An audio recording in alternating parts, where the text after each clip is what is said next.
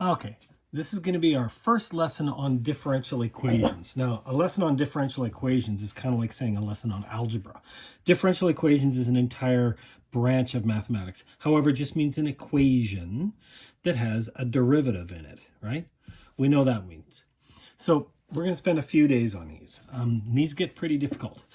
Now, so far, the only kinds of differential equations we've seen have been like this. Y prime is equal to something. So in other words, you're just doing the antiderivative. Or like saying the second derivative is something. And then you do one antiderivative, then you do another one. And you're going to have plus c's in there, right? But now we're going to use something called a separation of variables. Separation of variables. So in other words, I'm going to get variables to one side and variables to the other side. So we're going to get more difficult ones. So this is not just a function of x. It's a function of x and y. So here's what I want to do. I want to get all my y's on the left-hand side and all my x's on the right. So I'm simply going to multiply that up here. Y times y prime is equal to the square root of x. Okay. Now I really want to solve for, I want to get what y is, right? I want to get rid of this derivative, so I'm going to integrate both sides. So it's kind of like if I do the derivative of both sides, well, I'm doing the antiderivative of both sides. Well, and then this is a function of x. So x to the half dx, and this is the integral of y times y prime dx, right? I integrated both sides with respect to x because I'm hoping it turns out to be a function of x. This I know how to do. This is easy, right? This is just, increase the power. So this becomes x to the 3 over 2 times 2/3 plus a constant. What's this? This is more complicated. But hang on, I recognize this. Y prime dy. I know what that is. That's dy. Right? Well, hang on, what is this? Y prime is like saying dy by dx. dx. See that? Y prime. There it is. These cancel. This is like saying dy. So that's what this is. This is the integral of y dy.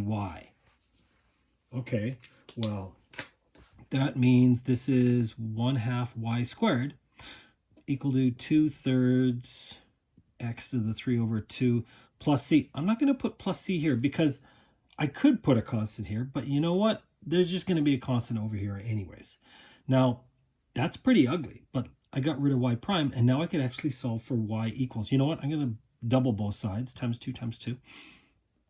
This turns out to be y squared is equal to, so 4/3 x to the 3 over 2 plus, I don't have to say 2c because it's still just a constant. Now, I could do the square root, y is equal to the square, but that's just going to get ugly. Quite often, what we're going to do is we're just going to leave our answers like that. If you can kind of isolate y, but doing the square root now wouldn't really prove anything. It's not going to make it any prettier.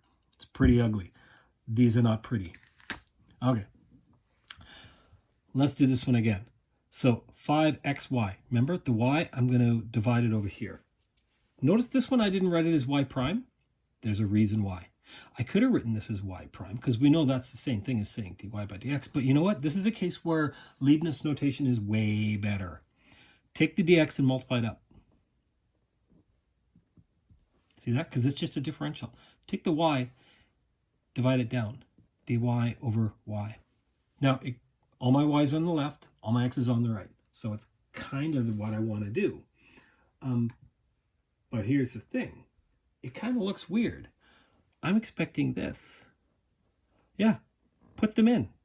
Put in your integral symbols now, because just the same as y prime dx, I can turn that into dy. See, instead of turning it into y prime, let's just leave it in this dy form. This is the integral of 1 over y. I know that's ln y.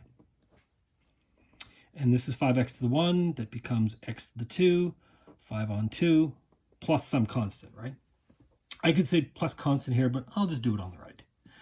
Now what? Do I divide by? No. You can't divide by ln. But here's what I can do. E to the power of. Oh, yeah. Because e to the power of and ln cancel. This just becomes y. E to the 5 on 2x squared plus c. Now, that's pretty ugly, isn't it? Watch. This can be written as, this is the entire thing here is an exponent. It's something plus something. E to the 5 on 2 x squared, e to the c. What? Right? Because if I'm adding, that means when I'm multiplying, I would add the two exponents together. E is a number. C is a constant. This entire thing is a constant. So quite often, this is simply written in this form. C, e to the 5 on 2 x squared. There we go. So instead of saying plus c in the exponent, I know I can break it up as something times something, and this is just a constant. Now, this is a different c. It's a different constant, but so maybe I'll write it in a different way, but it's still just some constant, okay? So what about growth or decay problems? Because that's what this looks like. Oh, I remember. This is the initial amount, the base to the power of something. So how about this? Where the rate, that means dy by dt, let's say it's not proportional to x, so it's not a function of x. Let's say it's proportional to y. So in other words, it's like some constant, I'll use k for constant, times y. You know what? I could separate this once again. Y goes over here. dy over y is equal to k is just a constant dt. That looks weird. Let's put in our integral symbols. And now I'm going to start to recognize it. This becomes, hang on, what does this become? Ln y, let's go up, is equal to, this is just k, I'm doing the derivative, yeah, I'm doing the antiderivative with respect to t, kt plus another different constant. Now I'll use c. But remember, e to the power of, hang on, let's try this. If I do e to the power of on both sides, e to the power of that, e to the power of that, right? This becomes y is equal to e to the kt. Now, instead of going plus c, I'm going to go times c there. Because, remember, adding the exponents is like multiplying. This is really the general equation for all growth and decay. Way back in pre-calc 12, we did different kind of things with half-life or doubling or tripling or 10% increase. This is the general equation for all growth and decay. E is your base.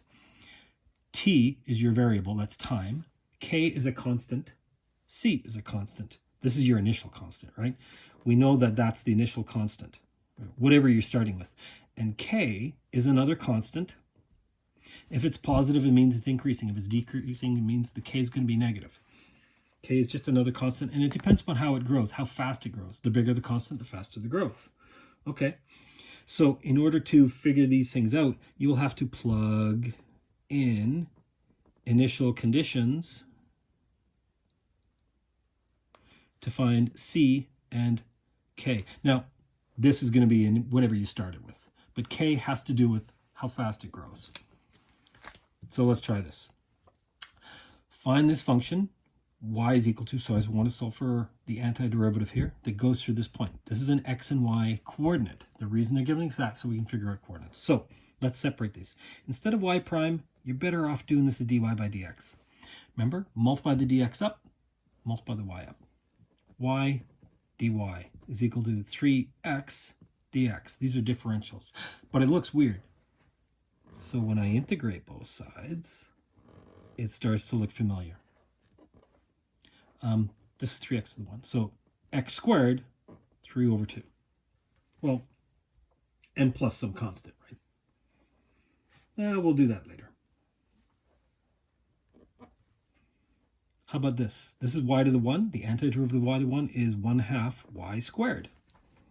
Okay, that's not that bad. I'm going to double everything right now, just to get rid of this half. So this becomes y squared is equal to 3x squared plus, well, it's still just some constant. It's a different constant now. It's doubled. I don't need to say 2c. I know that. But now I'm going to plug in 0 and 16, because now I can figure out what that constant is. Let's do it. 16 is here. So 16 squared, 256, is equal to 3 times 0 plus, hang on, I just figured out what c is. C is 256. Okay, so here's my answer. y squared is equal to 3x squared plus 256. Ta-da! Now, if you really wanted to, you could do the square root. Y is equal to plus or minus the square root of 3x squared plus 2. That's not really nice, isn't it? And by the way, it's not minus. Oh yeah, see the y value? It's positive. That's just a small thing I'd have to remember in there. So that's why quite often we'll leave it in this form because it's a little bit more compact. This is ugly. However, it is also the answer.